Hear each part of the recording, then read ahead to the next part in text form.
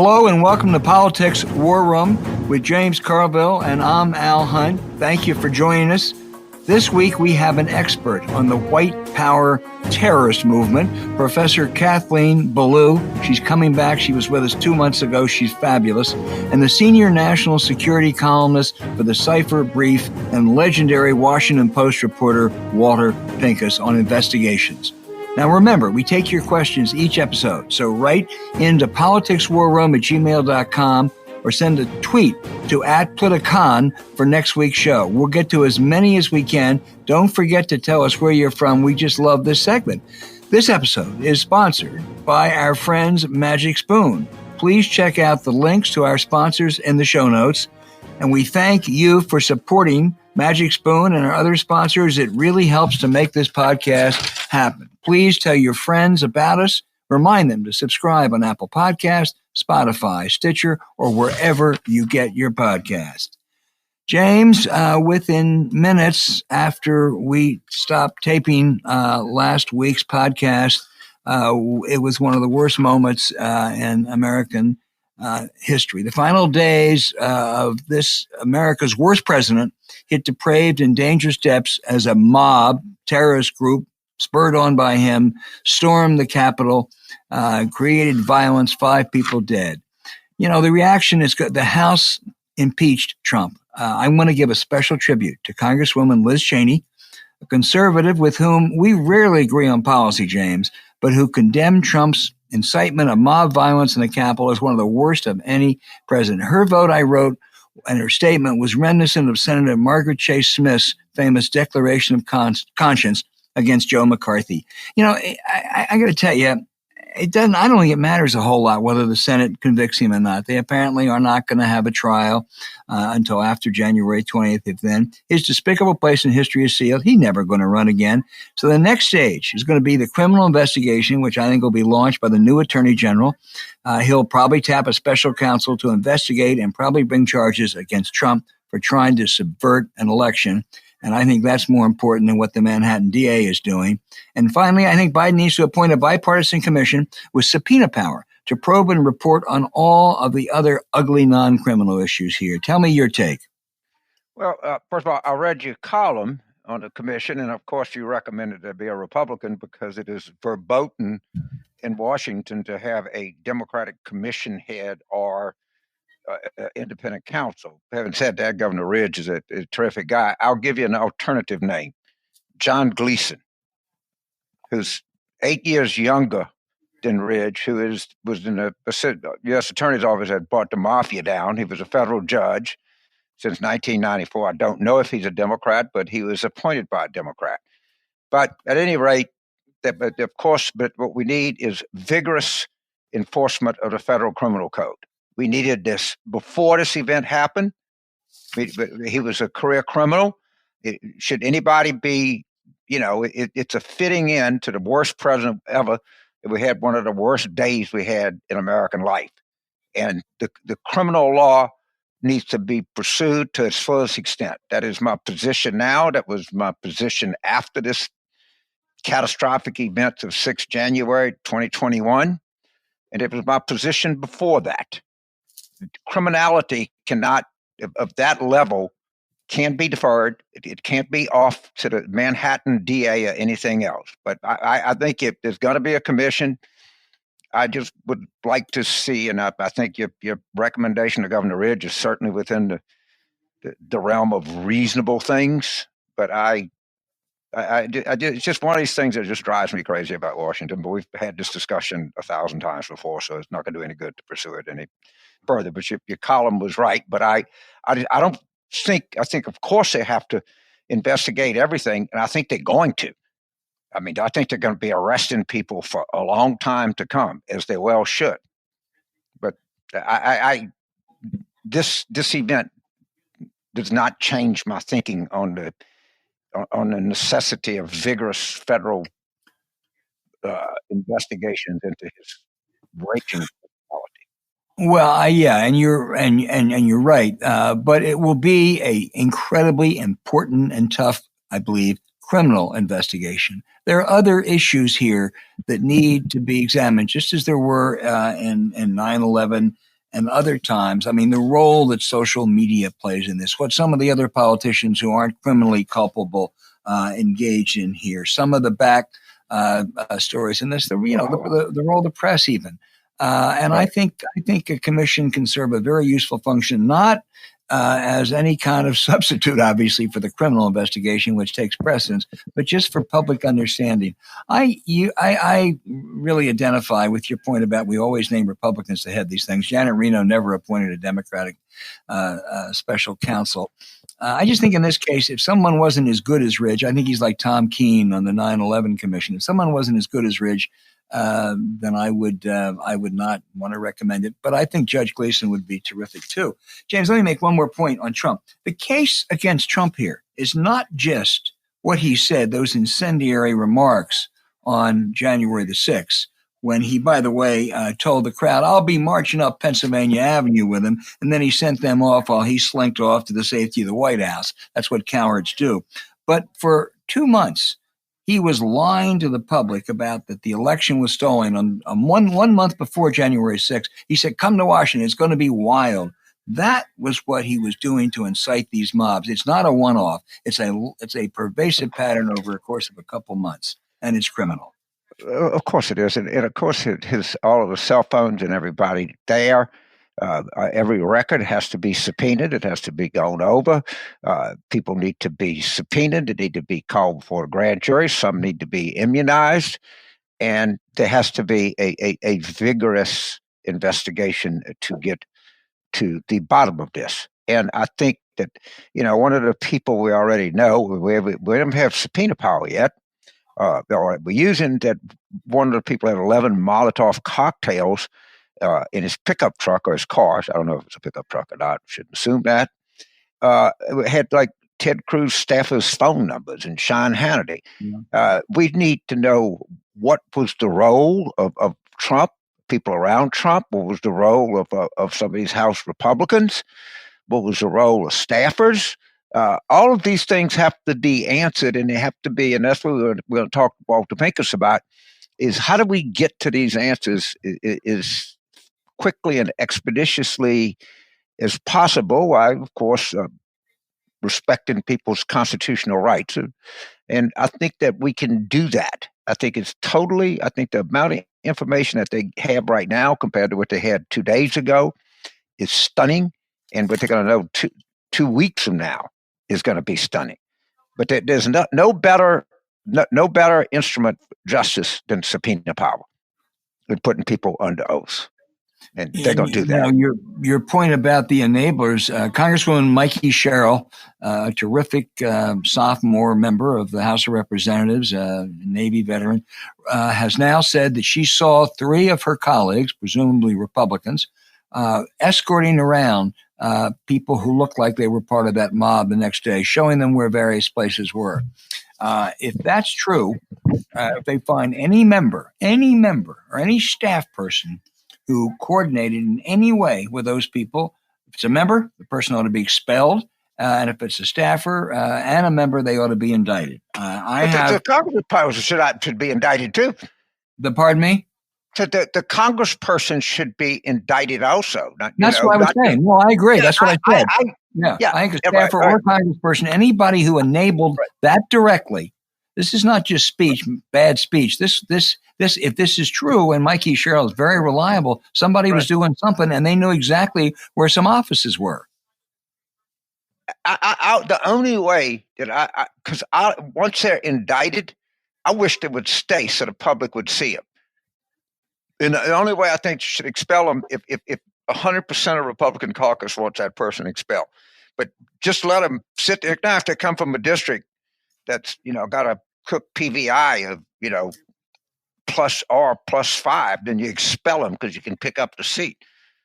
But if they come from some cook PVI R+31, leave them there till they're convicted, so people can see them.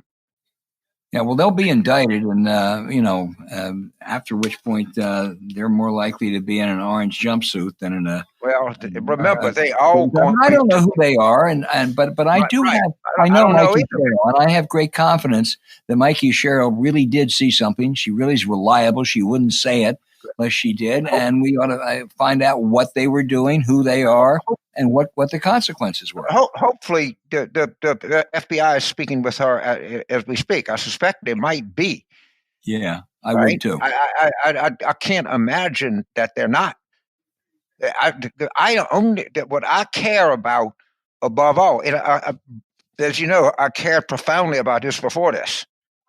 All right, without justice, without accountability, all right, then it's not people. We have to have that, and we have to, and we're going to get it, and we're going to get a lot more. If I was some of these people, I would not sleep very well at night. I really would not. Because I think that Judge Garland, I think this guy has a real reverence for the law, and I think the people that the president-elect is appointed have a real reverence for the law. If there's anybody, I've always all this turn the page crap. I've never been into that. Well, you're right about Judge Garland. He presided over the prosecution of the Oklahoma City bomber. So he knows what it's like to prosecute and do an effective job in prosecuting terrorists. And that's what these people were. They're going to be prosecuted on that. And that's what Donald Trump, I think, incited clearly. And I agree with you. I have great confidence in Judge Garland. Yeah, maybe he can take, Judge Gleason and put him in charge of coordinating the whole thing. Yeah. He took the mafia down. Yeah. But at any rate, it's just everybody needs to read Lincoln's second inaugural. That's where we are.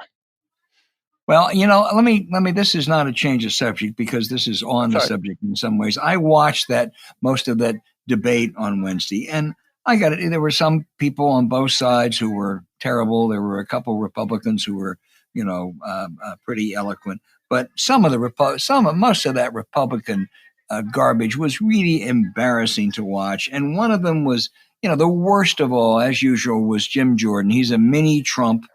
He's a bully. He's in many ways a coward, a mortal enemy of any kind of unity and comedy. But James, what got me was Jordan and Kevin McCarthy and those people saying, we can't do this because it'll divide the country. We have to unify the country. Yeah, sure. I mean, look what great unifiers. Jim Jordan talking about unifying the country is like what, Bernie Madoff fretting about financial fraud. Al, you're a dear friend. You're very quaint. You get disappointed or outraged. I'm not disappointed. You get outraged. Jim Jordan is tolerant of perverts. All right, and the idea that he didn't know what was going on a Ohio State wrestling team is utterly laughable. And it's like him or Ken Starr. Did people actually get what went on? I just hope this: if they had a Senate impeachment trial, which I doubt they will, please let Ken Starr be the lawyer for Trump. Please let him be up there. I beg you. Would you accept Rudy as a co-counsel? No, Ken Starr and Dershowitz. Rudy's going to the penitentiary. I know he is, but he can do the trial beforehand. I agree with you. I'd much rather have Ken Starr. Well, maybe he can bring his friend from Georgia, Lynn Wood, who he praised and then said he wanted to execute Mike Pence. We need Ken Starr. Lynn Wood is just another crazy. He could be a deputy. I mean, look, you're right though. I think it's unlikely there's going to be a Senate trial, but I don't really care. I think everything you and I've talked about in the last 7 or 8 minutes is just supersedes that.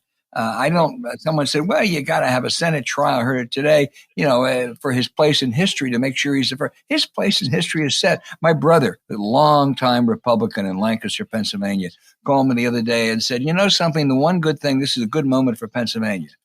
I said, what the hell are you talking about, Bill? He said, we now no longer have the worst president in the history of America, James Buchanan. And on that, he's right. This guy, I'm not worried about his place in history. We know that. Yeah, I'm not. The only trial I'm interested in is a trial that 12 people judge. And and I think we're going to get there. I think this guy is going to, I think he's done. And You know, I mean, go ahead. the I'm sorry. level of investigation and the depth of his complicity and guilt is stunning. Well, before we go, next Wednesday, Joe Biden, Kamala Harris will be sworn in on the west front of the Capitol. I think security will be like we've never seen before. So that makes me less worried. I would encourage the Biden people to tamp down any kind of events or ceremonies next Wednesday. This is a really incredibly solemn and dangerous time. Our friend Walter Dellinger said, hey, all he needs is a Bible and the Chief Justice. Now, you're going to have more than that. And while many of us can celebrate, the fact that we have a new president and Joe Biden, and counting the hours till the criminal is gone from 1600 Pennsylvania, I think the time for, celebrations will be later. I sort of thought we'd discuss, why don't they just go into, residence that's out on a balcony and the Chief Justice and Biden and Joe Biden. I think it's kind of important that they do it on a step to the Capitol now. I mean, but not much more. Not much more. Yeah, I agree. Not much more. But I think that now is, as you know, I changed my mind sometimes rapidly and frequently, but I changed my mind on that. I don't think. I hope. I really hope that it's very, very limited. I'm certainly not in a celebratory mood, nor is anybody else. And I think that Joe Biden and the people around him are smart enough to know that the moment that they're in. But I do think the symbolism of him on the Capitol steps is important. Yeah, no, I agree, and the John Roberts in a Bible is hyperbole, but it ought to be a very small gathering. I was pretty. I said it was a minimum requirement. I actually thought till this that they should have done it that way, but not anymore. Yeah, and I think, but you're right. I would be in favor of exactly what you said, but with a very small crowd. We don't want to have that place packed. We don't want to have people out there. And I loved going. I took all my children to a president taking the oath of office, and it was really, I think thrilling. They were young, but they still do remember it.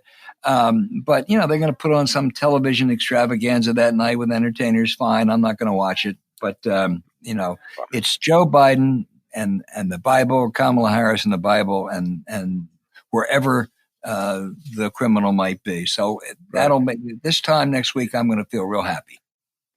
I am too, and I don't know, and I don't know what that guy.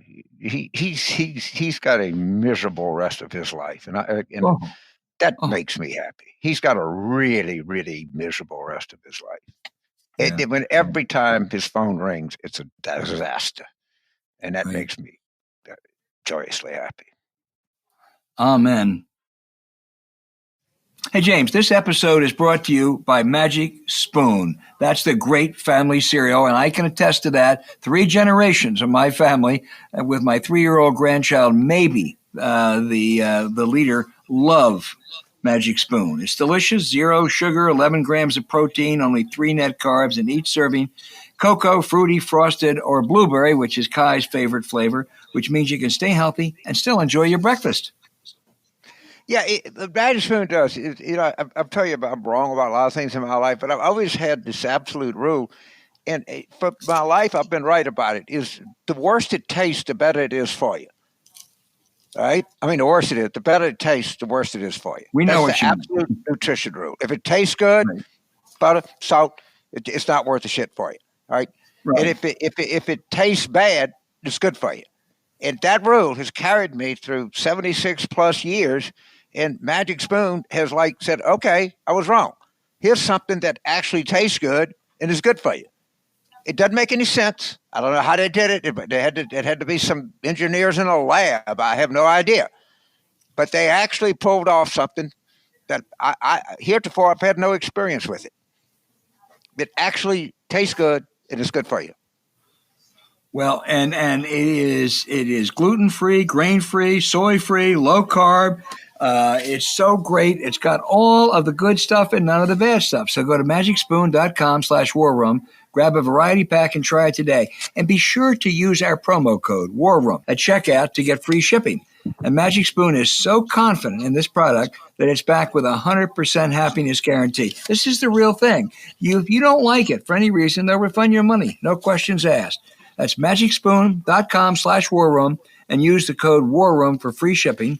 Again, I'm going to repeat, magicspoon.com/war room and use the code War Room for free shipping, and look for the link on our show notes. And we thank Magic Spoon for sponsoring this podcast. Hey, James, 2 months ago on this program, Kathleen Belew, a University of Chicago history professor, author of Bring the War Home on the White Power Terrorist Movement, warned that if those people thought this election were stolen from Donald Trump, violence might ensue. Tragically, she was prescient as a Trump-incited mob stormed the Capitol to prevent the certification of Joe Biden's victory. 5 people died. Dr. Belew, you follow these people very carefully. You followed, I'm sure, the messaging and everything since January the 6th. What is the takeaway of these white power nationalists on what happened with the Capitol carnage? I think the short answer is that a lot of people in accelerationist spaces, in white power internet spaces, and elsewhere will see this or already see it as a stunning victory. I think if we look at the way that people are talking about what happened when these people stormed the Capitol on January 6th, we see a very divided story about who was there, what they did, what it meant, and who might be held accountable on the right and the left, especially the far right. But I think there's a lot of reasons that people might see it as a green light to further action. So that's what you feel. Rather than discourage them, this may well embolden them to do more. Yes, I think that's right. And I also think that while it's right that much of our response is focused on the role of President Trump in inciting the mob, I think it would be a mistake to think that he is in a position to call off this groundswell of action. He can incite them, but he probably can't call them off. What impact, if any, do you think it will have on them? He was impeached by the House. He probably faces almost certainly criminal charges. Is that going to be more of a motivating factor, or have they moved beyond Trump now? I think that what's concerning here is that we're dealing with several different streams of activism on the extreme right. So the mob that we saw on the 6th included some people that were there who are, fans of the president, who feel very intensely that the election was stolen. Of course, we know that that is not the case, but they feel that that is true, and who wanted to simply support him in Washington through Stop the Steal protests. Alongside them, there's a second stream of activity that's more extremist. And these are people who have been recently radicalized towards believing in the conspiracy theories that broadly we have called QAnon, which are, disproven theories that state that a mob of evil elites are in control of our government and our banks and other parts of our society, and are involved in some amount of Satan worship and child trafficking and pedophilia. These are very vivid conspiracy theorists. And what we've seen is a radical uptick in radicalization among people that are being taken into these groups. And we see that it works very, very quickly to bring people to radical action. And then there's a third strand that I think has the longest history in some ways, and I think is the most ideologically motivated in some others. And that is the strand of activity here that was carried out by white power activists. Now, that group is people, these people have been active since the late 1970s and early 1980s in many cases. We see a pan-generational movement. It's a movement that is heavily militarized and operationalized through a cell-style terroristic model. And it's a movement that has largely not been interested in political change so much as it has been interested in attacks on democracy and its institutions and attacks on American civilians. So it's that last strand that I study and that I'm particularly concerned about, because that's kind of the ingredient that escalates all of this from more than a free speech action or even a radical sort of political protest, but really makes it clear that this was an attack on democracy itself. Just quickly, and then I'll turn it over to James. Do you think the intent among some of these people was to capture or even kill Nancy Pelosi and Mike Pence?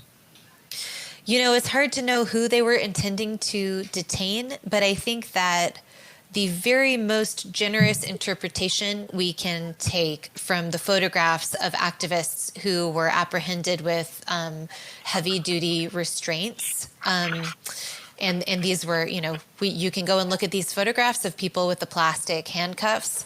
I suppose there is a defense that one could give that they were planning to chain themselves together to block an entrance. That's a tactic that I've seen at protests before.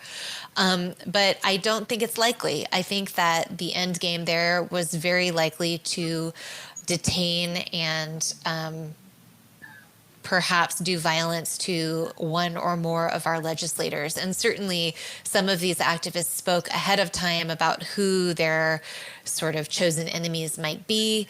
Some of them had lists of targets. And we see precedent for that kind of an action in the attempted kidnapping of Michigan Governor Gretchen Whitmer back in the fall, when they talked about kidnapping her and quote unquote bringing her to trial. Now, trial in the lexicon of this movement does not mean, taking her to a courtroom or performing a citizen's arrest, although that's already alarming when we're talking about people who are also using explosives in their plans for protest. They're talking about trial by rope. And we saw on the 6th the erection of a gallows outside of the national Capitol. We saw many references to something in the White Power novel, The Turner Diaries, called The Day of the Rope, which is the mass hanging of the people that this movement calls race traitors. And that includes legislators and congresspeople alongside journalists as targets of violent action. Wow. James Carville? So, Professor, people that did not listen to our podcast are under the assumption that this is a bunch of angry males, white males. You've pointed that females are a large part of this, and I was not shocked that the first person through the window was a Air Force veteran who was really radical, who only got shot. The second person to die was a female that had come from Georgia that was clinging to "Don't Tread on Me" Gadsden flag, who was trampled to death.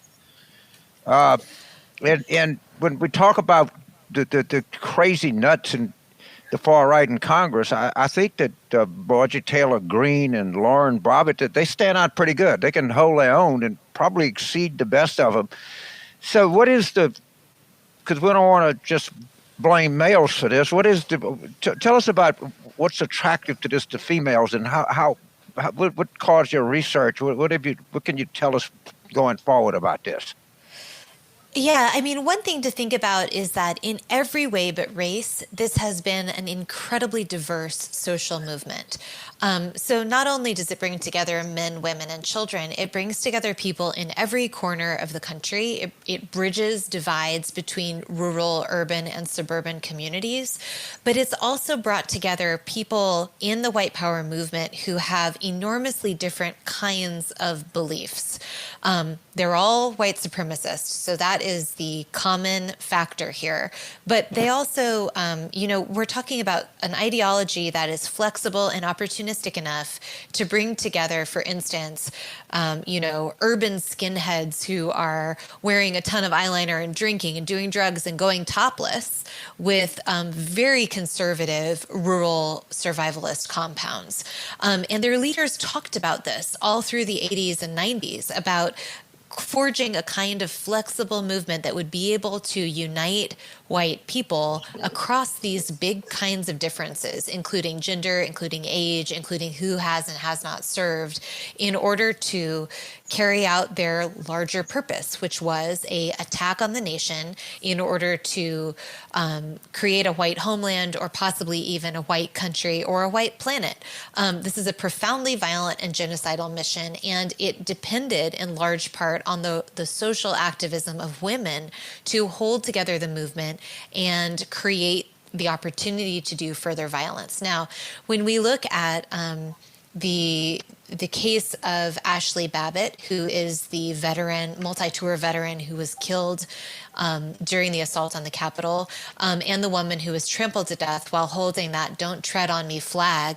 These are both moments of extremely tragic irony, right? That someone who took an oath to defend her country from enemies, foreign and domestic, was caught up in a moment of attacking the outcome of a fair election.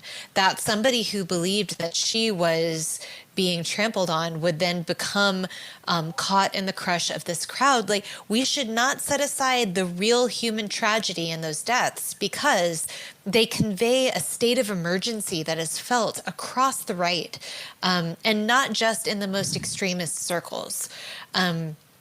I think it is hard to overestimate how huge the gulf has become between the two ways of understanding what happened in Washington on January 6th and how much distance there is to make up before we would be able to come back together as a country. So if you got a call 6 months from now and they said, this is Attorney General Owen, and General says, Professor, we make a lot of decisions before we charge someone. What is your best guess if we were to indict Donald Trump? What effect, we got to worry about this? In your professional judgment, how much of an effect would this have, and how much of an accelerator for violence would something like this be? Well, I think, Trump stands as a figurehead for the movement, whether that is genuinely felt or whether that is being opportunistically exploited is difficult to say in some cases. But certainly the white power movement has reacted to the events of January 6th as a moment of opportunity to recruit among that Trump base. I think, the president's impeachment today, the impeachment vote, I think the prosecutions of the president will continue to have an impact on these circles. I don't think that that's a reason to hold back from the legal action that our country has to take when there is an incitement to mob violence.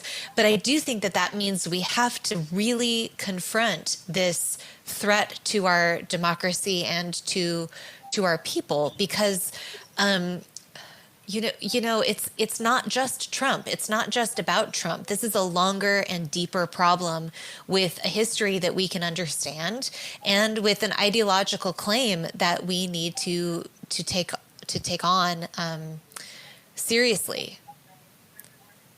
So, but there would be, you would say that there's some risk, some elevated risk in doing this. That would be a possibility, correct? I think, sure. Sure. But I think, let me see if I can tease this out a little bit. I think we have already passed the point of elevated risk. We have already created this kind of perfect storm where a president who is interested in inciting this base of support has collided with a long and old infrastructure of white power paramilitarism that is heavily armored and interested in doing violence to Americans and to our system of government and to our nation.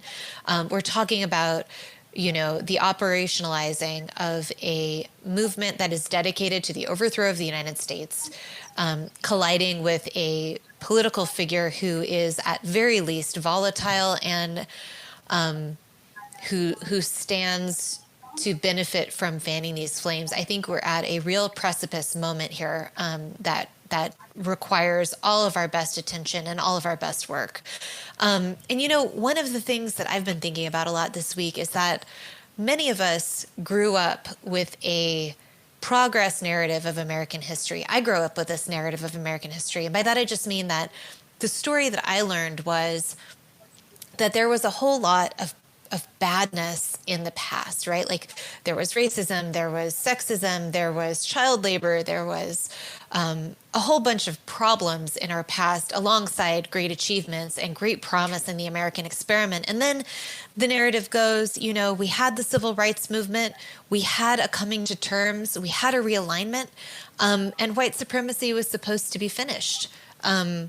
People on both sides of the spectrum really believed in this story, really thought about a post-racial America, really thought about a colorblind America. Conservatives bought into this too, and some still sort of hold on to this idea of a colorblind nation.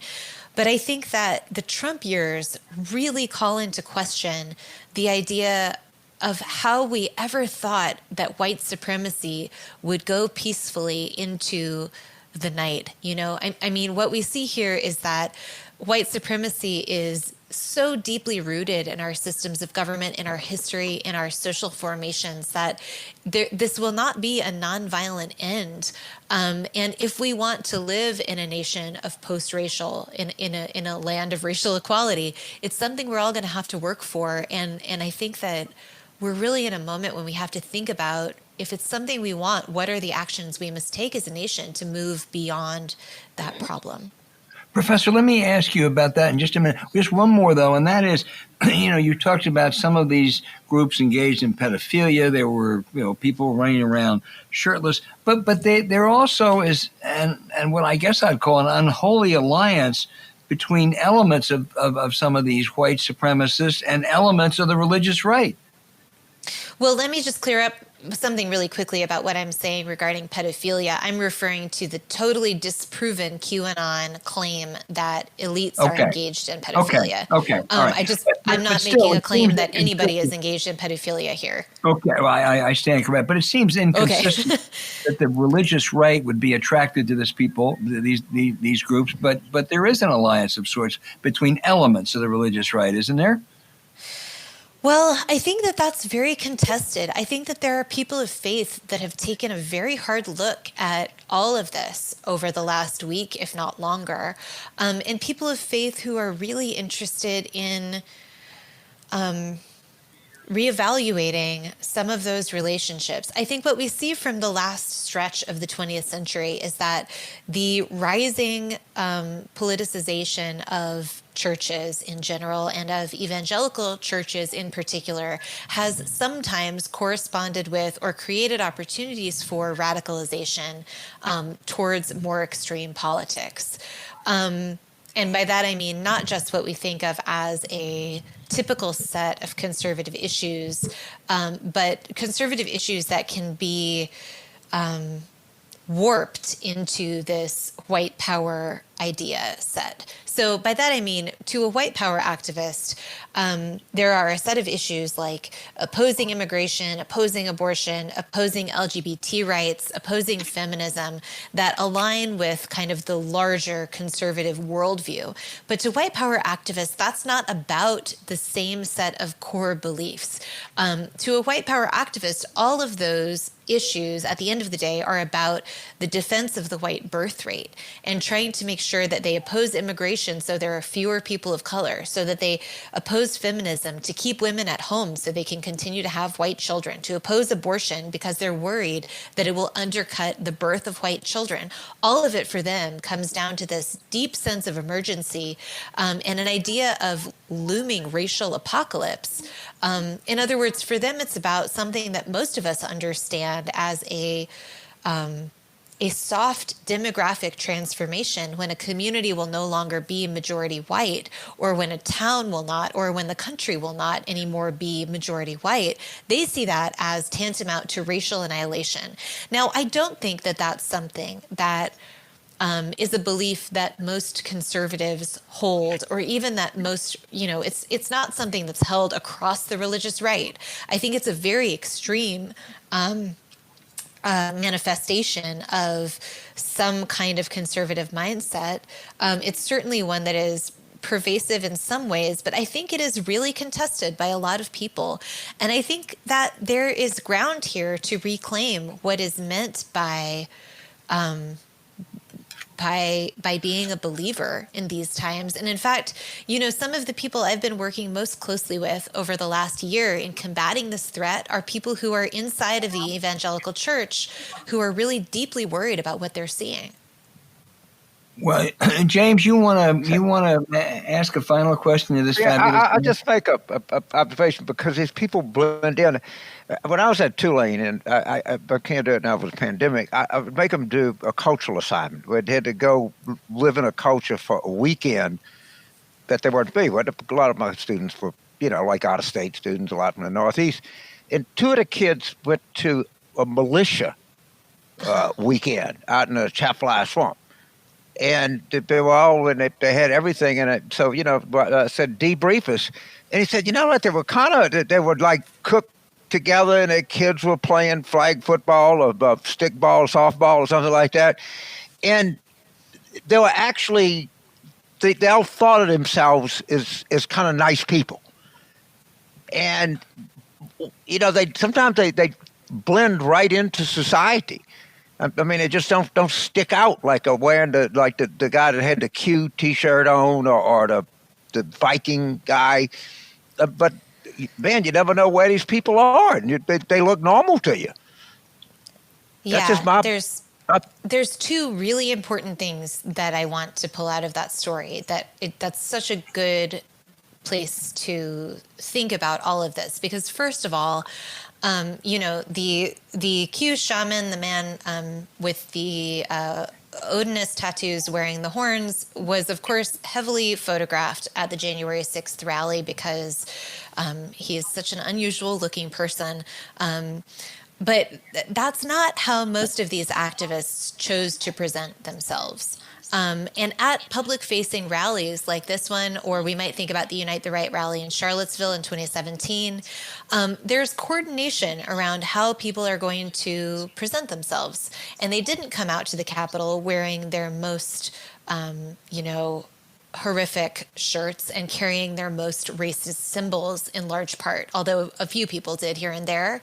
Mostly what we saw was Trump gear. Mostly what we saw were militia flags and South Vietnam flags and don't tread on me symbols that are largely okay with a lot of the American public. So that's one way that we know that this was a public-facing action that was not meant as a mass casualty attack. It was meant as a show of force to bring people into this cause who activists think can be radicalized. The other thing in what you're saying is it's really difficult to overstate how important the social movement part of this is. So exactly like this militia weekend that you're talking about, if we think back to the moment when this movement became revolutionary and declared war on the federal government and decided to embark on a campaign of domestic terrorism that would stretch across, decades, if not generations, in a sustained attack on American people. That happened at the Aryan Nations World Congress in 1983. And part of that event was about this secret meeting and declaring war and a set of fiery sermons about white supremacist ideology.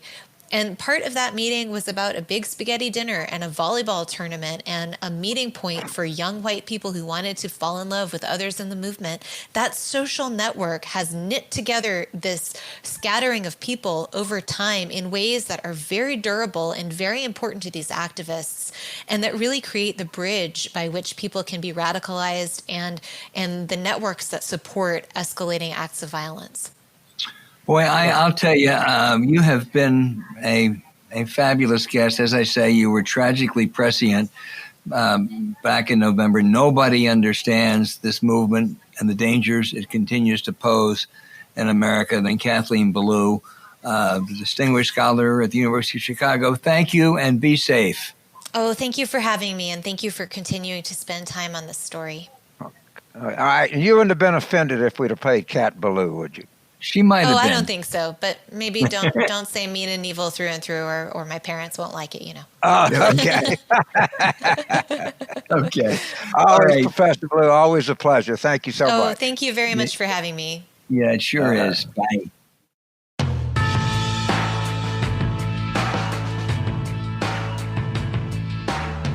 Hey, James, in the pantheon of great Washington journalists, now, I don't mean really good, I mean great. There is a special place for Walter Pincus, the longtime investigative and national security reporter for the Washington Post, now columnist for Cipher Brief, and before that, he ran congressional investigations for Senator J. William Fulbright. Walter, first of all, thank you for joining us. There's no one that knows more about how to investigate. So you wrote about it in your Cipher column this week, whether it's a Senate trial, which I still think I'm not sure is going to happen, or the likely criminal probe of Donald Trump and a special commission. What are the first questions that a good investigation has to ask going into this? Well, I think you've got to start where it began, which is work your way, I think, even where I'm running the investigation, I'd start pre-election with finding out after Trump started talking about mail and the rigged election that would come after mail, I'd start with the post office, which changed its rules, changed the postmaster general, and then made changes there. Because Trump clearly had plans even before the election to complain about it being rigged because of mail ballots. So I'd start pre-election there. Who'd the White House talk to? What conversations went on with the post office? What changes did they make before the public began looking into that? But then, you wrote that on the question of Trump inciting violence, once you've established that that was his motive, if you can establish that all along, that David Kendall, a top Washington lawyer with whom I rarely disagree, but I disagreed with his column this week, but he said there are ambiguities in Trump's pre-mob assault words. But tell us, that suggests that you have to find you can't base it just on his words on January 6th. It has to be all the stuff leading up to that? yes, I basically see what you're looking into is a plot that was begun before the election, but then followed through. They had plans to claim that it was rigged, and they have gone through many stages. And in fact, his speech on the 6th was his last stand, but he had gone through 3 or 4 or 5 phases during and after the election. And that is, I'd sort of look at who arranged for all those legal battles in many states that he went into. There were more than 60 suits filed. Who organized that? Yeah. Then you had a whole question during December of certification in states, and there were attempts to interfere with that. And then the certification took place, and so all that was left was January 6th. And although I could argue with David, you remember I went off and got myself a law degree. So I've looked up the law. Your other credentials. And I'd argue with the words because there were many words that go beyond. There's a case called Brandenburg, which involved a Ku Klux Klan leader. And his words that we were going to take revenge, and things then happen. Just saying we're going to take revenge was not considered insightful. because nothing happened. He was at a Ku Klux Klan meeting, and there was no immediate action taken. But this time there was clear, action taken. Well, Walter, I think you're right too. It's the same with that call, which to the Georgia Secretary of State, where he tried to strong arm him into manipulating, some kind of election fraud so he could win.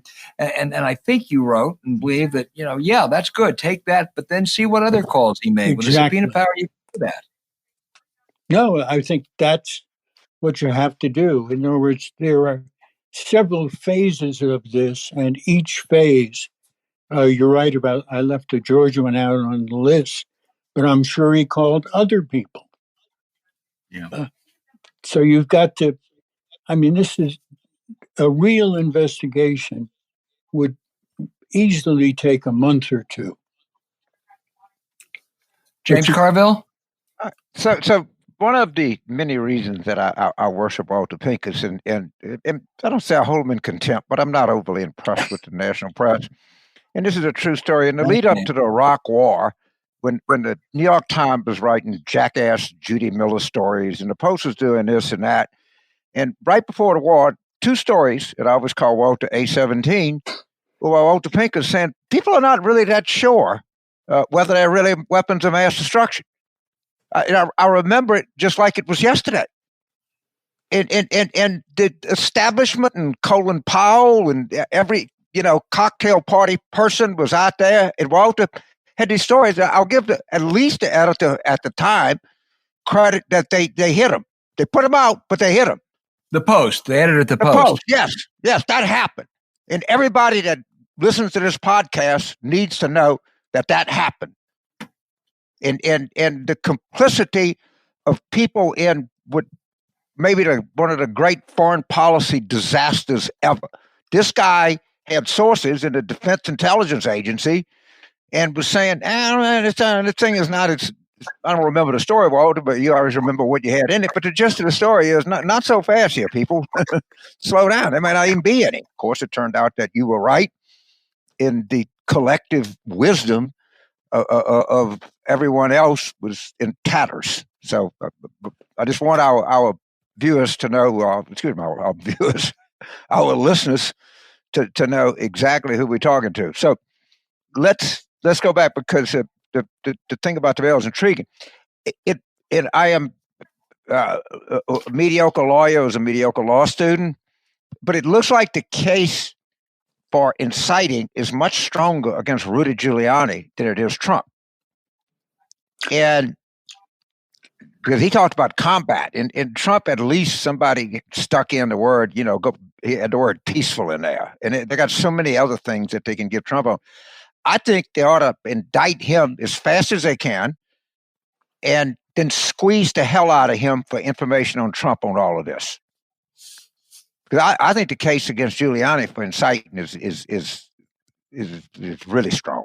But you have a view on that? Well, I think you have. That's why you have to have a clear and organized investigation instead of taking it sort of piecemeal. And one of the things I learned to do is you've got to put things in chronological order and then fill them out. And as you do that, chances are Giuliani wouldn't be a very good witness. But the people Giuliani talked to and what Giuliani said to those people who have no liability and are much more capable of giving you an honest answer than Giuliani is. You work your way up. And it's, then the president met with Giuliani. In that case, he'll argue he's my personal lawyer. But when a criminal act is involved, there is no lawyer-client privilege. So you've got to use all those tricks. Walter, I agree. He would be a crappy witness, but he would be a much better witness if he was facing the imminent prospect of jail. All right? Well, he'd be a better witness. His memory would refresh. He'd be a better witness if you knew what really happened and asked him about it. They do. But look, I think that they are going to find out so much because these guys are they're arresting them. And this is my idea. Just respond to it and say, James, you're crazy. They'll have the prosecute people should say, look, you got 14 days. If you want to come up and say I was there, and you're willing to name 5 other people that were there, you're going to be charged. You're going to plead guilty, and the sentencing memorandum depends on how good you give us the other 5. I think we ought to get these people turning on each other like crazy. And I think you can do it. And I think they're going to get cell phones. They're going to get all kind of crap. I think we're going to get to the bottom of this thing a lot faster than people think. Well, I think a good organized investigation is going to break this thing apart because I think there are too many people involved. And the heat of it all is how much information is leaking out to the press right now without anybody having a subpoena or a legal argument or legal order to make them talk.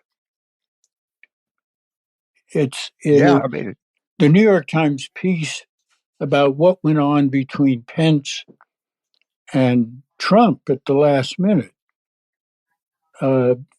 offers enough of a lead to try to put together that exact event. Because somebody's already talking about it. Yep. And Pence and Mother have had enough of this because we know Pence leaked the whole thing, and he could be valuable going forward. I don't think Mother's very pleased with the Donald, but that's just my guess. Albert. Well, Walter, also, let's get back to the Capitol. I mean, we said earlier there was Mikey Sherrill, a very, very serious and good legislator from New Jersey, Democratic rep, said today that she saw 3 members, I believe she said, giving people who appear to have been part of that mob the next day a tour around the Capitol. An investigation certainly would get in, once you get into what happened on January the 6th, would look into whether there was any complicity by members or staff members beforehand. And that's where you can get some of the mob perhaps to flip. Well, there are also members who have talked about what went on. Right. I must admit there's a long video with some members 2 or 3 days, as you said, prior to the event, talking to people who were part of what went on. I mean, there is a huge amount of information. The one thing, there are 2 things going on. One is a big investigation, the FBI and Justice Department, and that's sort of criminal acts. What I think is needed, and I'm biased because I work for the Senate, I think, and covered the Iran-Contra thing, is the Iran-Contra Joint House-Senate Committee is not a bad way of going about it.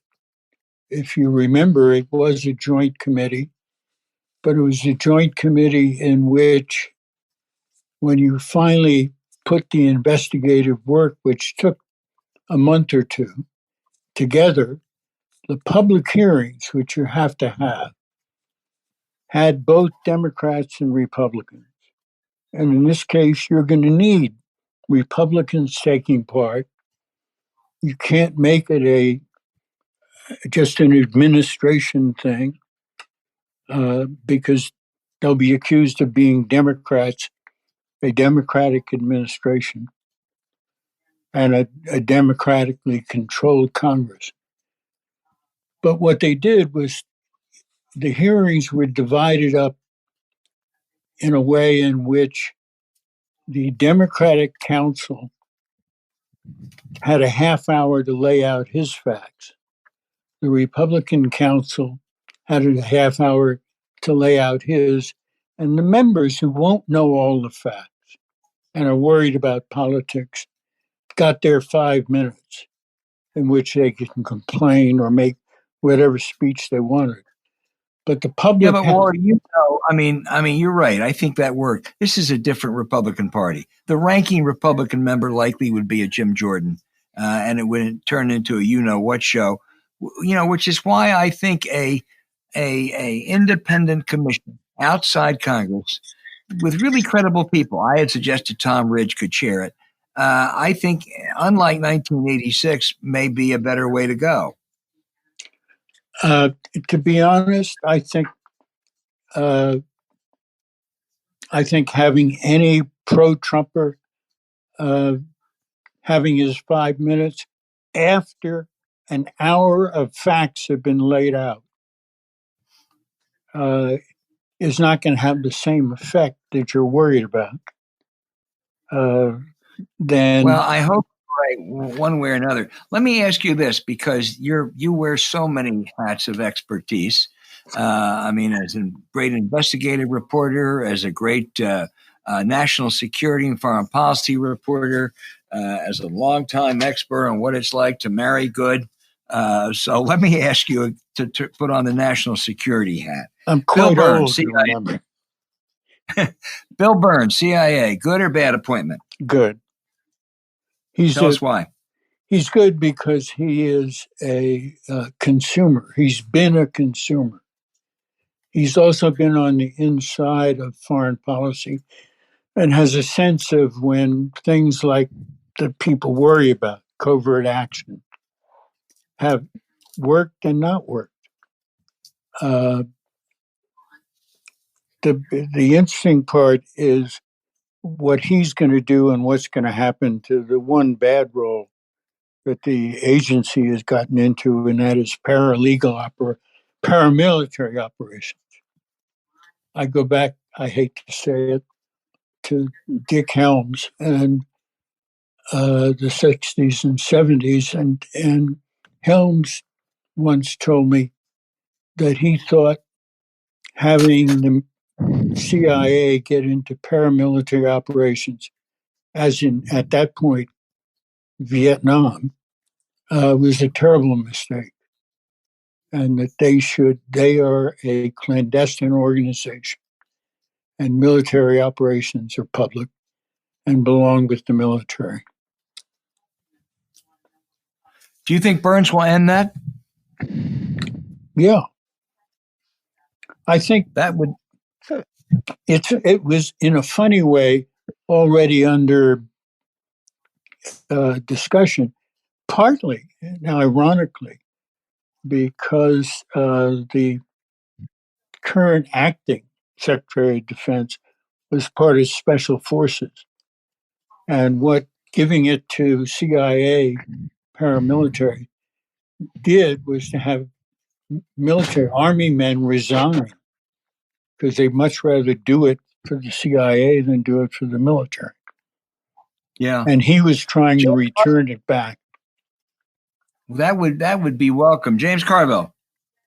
So how gassed up are you? I'm not particularly gassed up about it, but should I be on the whole Lloyd Austin, former military secretary of defense, tearing down of barriers and institutions and everything else? Where do you stand on that?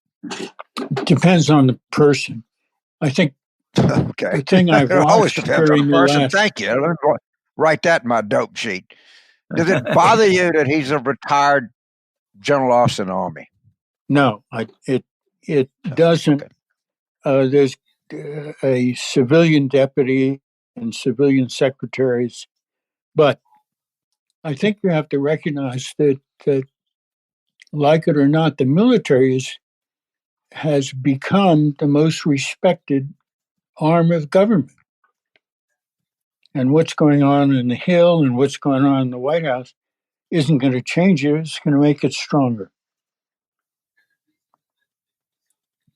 Well, I take the position, and I'm appreciate talking to you. He has the same rank as I do. He's a civilian. Once you retire, you're not in the military anymore. But he doesn't have any.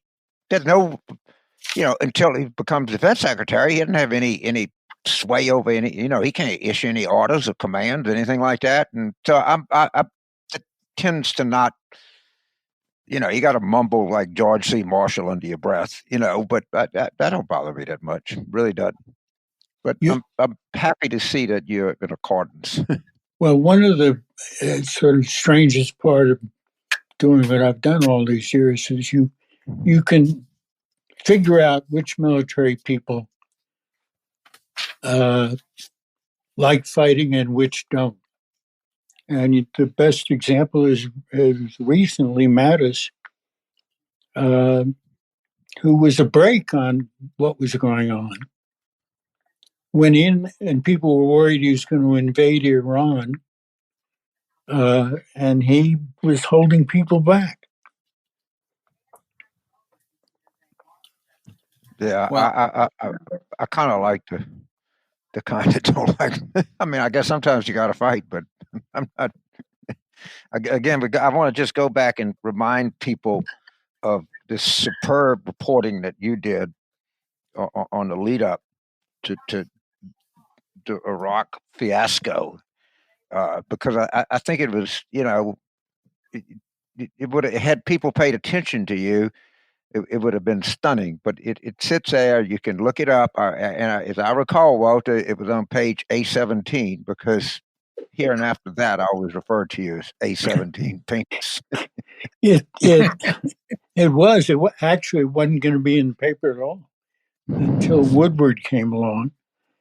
And Bob Woodward had been full out on how bad Saddam Hussein was and how terrible and what we ought to do. And he had suddenly come across some source of his who backed up what I had been arguing for a couple of days. And to be honest, the information that led me to it was agency people who warned me that the so-called intelligence wasn't as good as they were claiming it was. And I had figured that if we were actually going to attack, we wouldn't be telling the UN, Hans Blix, where we thought Saddam Hussein was keeping his uranium and keeping his so-called weapons of mass destruction. And so I called up Pentagon with a couple of people I knew that were in the Air Force in charge of bombing, figuring bombing be the first thing we do. And it was an Air Force officer who told me we haven't the faintest idea where their weapons of mass destruction were, or if they even had them. And that got me going. Well, so if you think about it, just make one more point. Now we got to close this. Yeah. Even Bush, is light as he was. Remember when Lieutenant said it's a slam dunk? I mean, he was basically saying, this looks like some thin gruel to me, man. Even him. Well, they went on, and the whole thing about Hans Blix. Oh, he's a Swedish lawyer. My God, what does he do? To be a goddamn Swedish lawyer. That was the whole rap on Hans Blix. Turned out a Swedish lawyer was right. No, he had already been in the business of going into Iran and finding the original weapons of mass destruction when they had them. Right. Well, thank you so much. Go ahead, Owen. Walter Pincus continues to be right all the time. That's what I tried to tell his wife, Ann, on innumerable occasions. And if you want to read him now, go to the Cipher Brief, because his columns are as good as ever, which is why we had him on the show. Walter Pincus, thank you so much for joining us. James, take care of yourself. I'm trying to, man. I'm getting my second shot on the 25th. Well, you younger people. Y'all got to come back. You and Ed got to come to New Orleans. We go to Clancy's again and have dinner. That was still one of the best nights of the trip. Ann Pincus is one of the, if you had the first ballot Hall of Fame gossip, oh my God, she's the greatest ever. She's the most entertaining person I've ever been around. Captain of the team. Captain of the team. All right, man. Take care. Take care. Bye. See ya.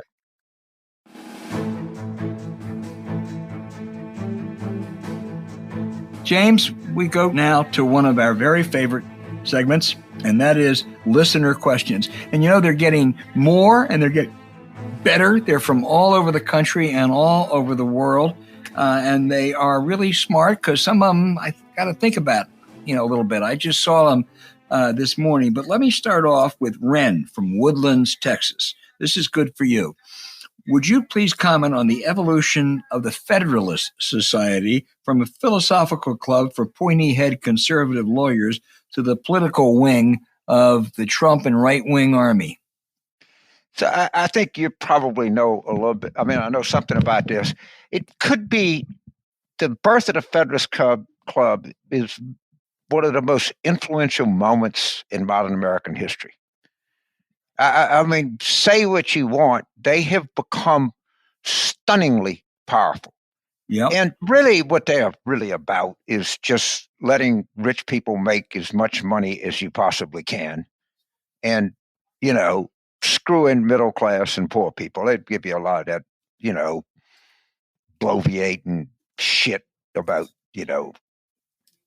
originalism and all of that. They're really about nothing but unfettered. Let the fewest make as much money as they possibly can, pollute as much as they possibly can, have as dangerous a workplace as you possibly can, limit people's voting rights as much as you can, limit the rights of women or non-Caucasians as much as you can. It's maybe as effective it's even more effective than the Lost Cause was, because the Lost Cause elected a lot of people and had a lot of bullshit history around it. But I would put the Federalist Society right up there with the Lost Cause. I really would. No, it is. The only good thing I can say about him is one alum was that judge in Pennsylvania, Trump appointee, who dismissed with disdain the suit brought by those Republicans, which our friend Jim Jordan referred to as meritorious on the House floor today, and made the comment, something, because you say something is true without evidence does not mean it's true. But that's about it. I think you're right about that. I didn't have any evidence. I just was so anxious to, even you got to have some modicum of evidence. And they don't care about that. They care about letting corporations freaking pollute. That's what they care about. That's just a giant head fake. And there was no evidence. The Federalist Party, they got everything they want. They want Trump out of there. They want Trump out of there. James, we now are going to go across the pond again from Budapest, Hungary. Chris, ask a good question. How will Biden be able to restore democracy around the world, like from Orban, the dictator over in Hungary, when Trump is trying to create a fascist state back in America? I think that's true up until next Wednesday. I think you do it by example. It's slow. You're patient. There are going to be trade-offs. I mean, we're going to have to try to get China to cooperate on climate change. At the same time, we are condemning their atrocious record on human rights and political repression. There are, unfortunately, since Trump took over, there has been a move towards more dictatorship, semi-fascism, or out-and-out fascism like Hungary. But I think Joe Biden will set an example, and I think not going to change overnight, but it'll be helpful. He just got it right now. The United States has to survive. Then I hate to say this, but I'll let people like Ann Applebaum worry about that. Yeah, she does it well, and I'll read about it. And Timothy Snyder, who we ought to get on this show one day. That might be those brilliant. We ought to get Ann Applebaum too. They're both to be good. Sure. But right now. Right now, I should be. I'm a citizen of the world. I'm a globalist. I'm an internationalist. I believe in the brotherhood of man, but I just can't give a shit about Hungary right now. Well, the fatherhood of God too is. There you go. Bomb fog. Listen, Mike in Austin, Texas notes 2 short years ago, Arizona and Georgia didn't have any Democratic senators. They now have 4 combined. Does this have anything to do with policy, or is it just plain old demographics? Well, I mean, I guess you can say the demographics came, and it certainly had something to do with policy. But honestly, can't say where one starts and the other ends. Mm-hmm. But and the other thing is that the number of people, at least until this, are probably still are college degrees are growing, which is a good thing, and is, of course, I think, which is part of why the Republicans are so anti-education, because the one thing we do know is that education is a predictor of voting behavior, and the more educated you are, the more likely you are to vote Democratic in these days. So the logical policy outgrowth of that is to not fund education. The more people that graduate from the University of Georgia, the more likely that you're going to have more Democrats. And by the way, my friend Steve Wrigley would accumulate a remarkable record as the president of the University of Georgia is resigned. This is a remarkable educational system they have in Georgia. It really is. It's not. When he's the president of the University of Georgia, that means it's Georgia Tech and Savannah State and Georgia Southern and every public university in the state. And they've really increased funding and stuff like that. But there's a connection between education and voting behavior, and they figured that out. Why do you think they spend all their time attacking these colleges? And I think Dr. Crow has been a great leader out at Arizona State too. So I think you're really onto something. Here's a question that we both are going to love. It's from Nina Kaiser. But Nina, next time you write, tell us where you're from. She said, "This is a good game. Who would go in the bunker with Trump?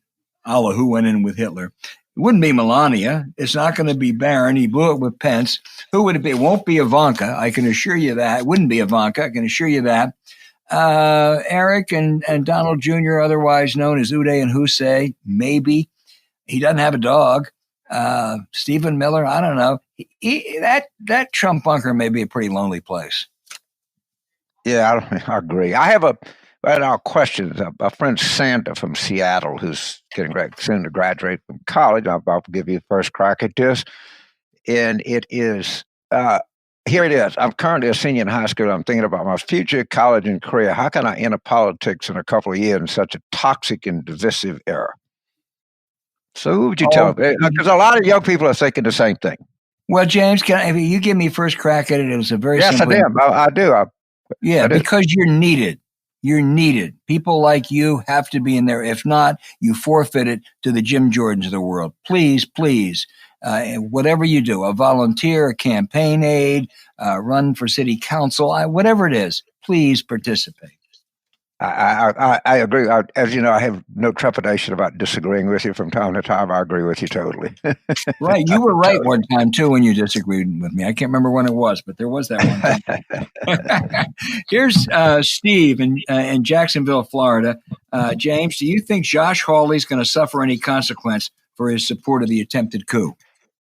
So this is something that I do know something about. Now, and I've been around politics for a long time, and I teach communications. And one of the things that I teach students, I talk about is great politicians are like great athletes. The best of them never look like they're trying too hard. Never look like Willie Mays was trying too hard. Right? It's kind of weird. If you think of Tom Brady or you think of Drew, they're kind of cool under fire. And that was true of Reagan. It was true of Clinton. To some extent, it was true of Obama. Maybe, and you never see him sweat. The great ones, you just never see them sweat. No, they're trying to ask off. Right. Don't kid me. I mean, they're the most competitive people that you can imagine. Josh Hawley, he doesn't have any skill at this. You can't. He just looks like he's just trying. I mean, even you think of great basketball players, they had a certain grace about him. He's just like a guy he averages, 3.2 points a game because he just keeps, growling toward the boards and it just keep knocking out his hand. He does not possess any political skill. And there's a very good piece. I want to say that it's an academic, Catherine Stewart, I could have it wrong. It was in the Times. Yeah, in the Times. And this is all wrapped up in some crazy religious shit that you wouldn't believe. Because you look at this guy and he's like, he's something that every credentialist, I mean, some guy, Al Hunter, like, went to Stanford and he went to I don't know, Yale. And, I mean, he's had every card punch you can. Justice Clark? Yeah. Met his wife was there. Yeah. He's like, he is not this. I don't know if he has how much of a political future he has in Missouri. I guess you could be pretty crazy and get elected there. That's probably change it too. His biggest donor, the guy gave him $6 million, said he ought to be censured. He's just done with him. And Senator Danforth, who's an icon of the establishment, I mean, with his mentor, says, worst mistake I've ever made in my life. Yeah. James, this guy does not have any political skill. You're right. But I still, a month ago, I would have said he's tapping into some stuff. I think it's pretty phony, the popular stuff. And I'd have put him on a short list. I don't know how big that list is, 7 or 8 of people that you got to watch. Take him off now. He's gone. He's dead meat. You're right. No political skills. I like to watch him because he makes a fool of himself. Yeah, he made a total. He's fun to watch. Mark and Rancho Muriata, I think that's right. Simon Rancho Mirage. No, it's Murieta. Is it Mirai? Anyway, okay. We'll try. But anyway, Mark, wherever you live, it's a good question. Now the Democrats have control of government. What are the chances of abolishing the pernicious Electoral College? Mark, I hate to say this, 0. It's not going to happen. Not that I don't think it should, but it won't. Right. There's this alternate thing, the compact, where in a state, once you get 200 states that equal 270, then it's legislation, whether it's constitutional or not, I don't know, that would direct the electors in those states to vote for the popular vote winner. There's actually a backdoor way they think to do it without change. There's 0 chance you're going to get a constitutional amendment. Yeah. But we maybe at some point when everything dies down, we can do something on the Electoral College compact. And they're up to some significant number now. Yeah. And it's the legislation, Maryland started it and says once the sufficient states that amount to 270, this law becomes operative. Well, I haven't looked at it. I'm not necessarily opposed to it. Wouldn't have had any effect in 2000. It wouldn't have had any effect in 2016. So yeah, it may be fine, but what you really I just pointed out there's there's a lot of energy that goes into that, and it's probably a little bit on hold because people, it's like democracy in Hungary is just one of these James, things. here's our final question from John in Mitchell, South Dakota, who asks, when will the National Party support and invest in places like South Dakota so we can win some races like the governor's race in 2018 or have a shot and help the party in down ballot races? That's a 60% Republican state now. It didn't used to be. Does it make sense to invest in places like South Dakota? Well, what I would say is, first of all, it makes sense to invest in America. And there's nothing more.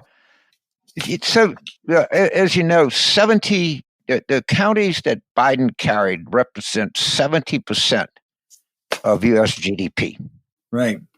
Yeah, when Franklin Roosevelt, when they did all of the New Deal stuff, a lot of that, the REA and, God knows what not. I mean, there was massive investment in rural America. And rural America it really needs, I mean, I'm a son of a child of rural America.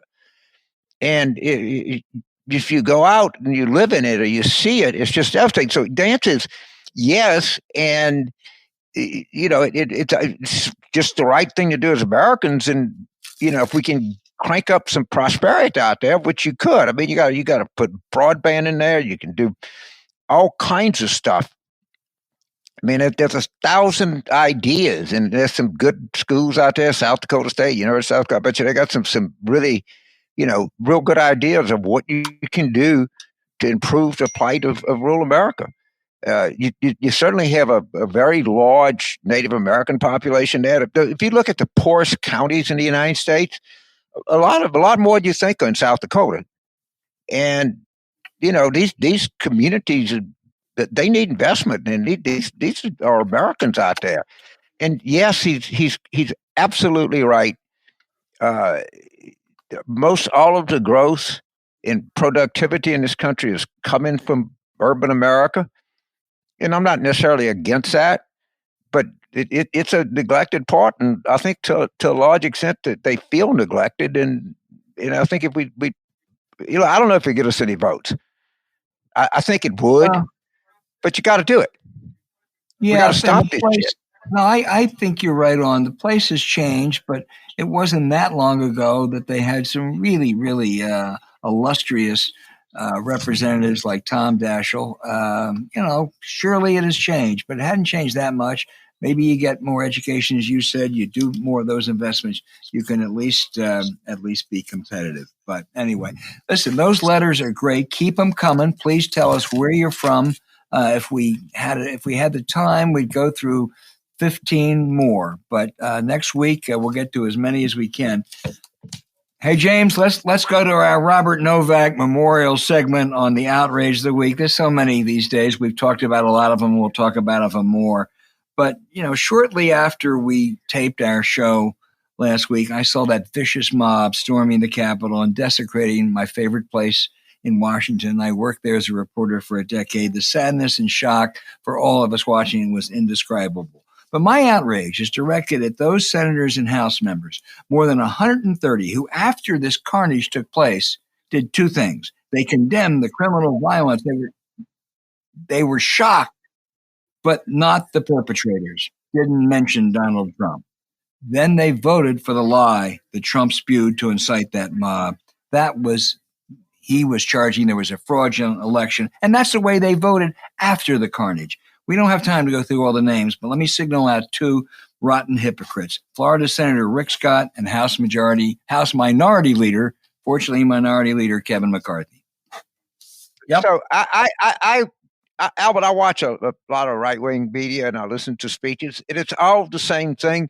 We deplore what happened, but the liberal mob, they were fine with the burning and looting and rioting in Seattle, and and we all should but sometimes amidst that sea of asininity, a mountain, an island of staggering asininity emerges. Let me read you the following. Okay? Here we go. Yep. 1, 2, 3. Twitter is slow. Attorney generals in 46 states, 3 territories, and D.C. signed on to a letter condemning the storming of the U.S. Capitol.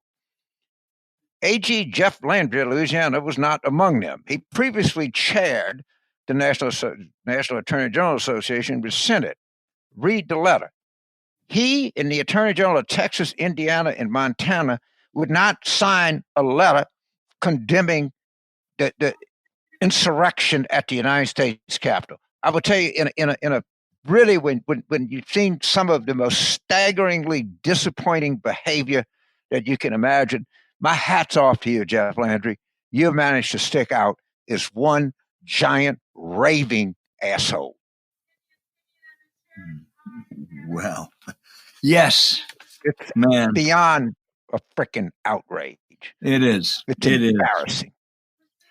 You can't even say, well, you can couch it and, give it all of the, Sean Hannity. Well, I'll tell you what, on this program, we have always condemned violence of any kind. But there's a liberal mob. It is all started by the media in Section 230 and Andrew Cuomo.